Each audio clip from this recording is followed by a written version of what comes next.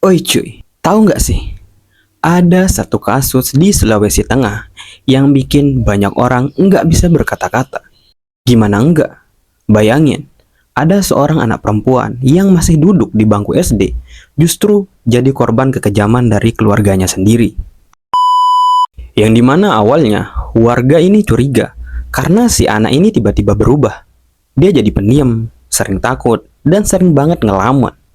Dan pas diselidiki, ternyata dia selama ini dilecehkan sama ayah kandungnya dan kakak laki-lakinya sendiri. Kebayang nggak tuh? Dan yang lebih bikin gak masuk akal, ibu kandungnya sendiri malah ikut ngejual anaknya ke laki-laki dewasa lain. Bayangin, anak umur 11 tahun dijual cuma buat dapat uang 20 hingga 50 ribu rupiah aja. Dan setiap kali dia nolak, dia bakal diancam, bakal dibunuh. Makanya, dia diam. Dia tahan semuanya sendirian.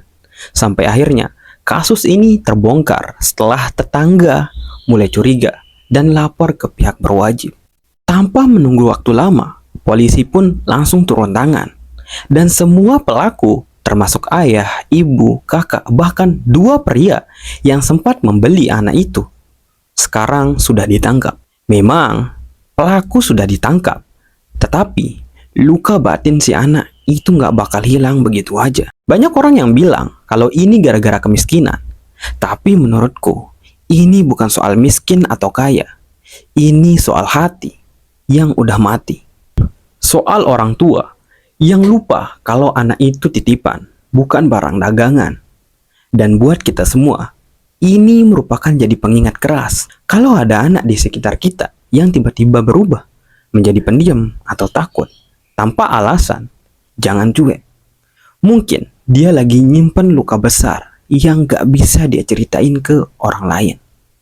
Semoga anak ini bisa pulih dan tumbuh jadi sosok yang kuat, yang enggak takut hidup lagi. Dan semoga kasus kayak gini gak pernah terjadi lagi di dunia ini. Karena terkadang monster itu bukan dari hutan, tapi dari dalam rumah itu sendiri. Okay, maybe that's all from me. See you next time and bye-bye.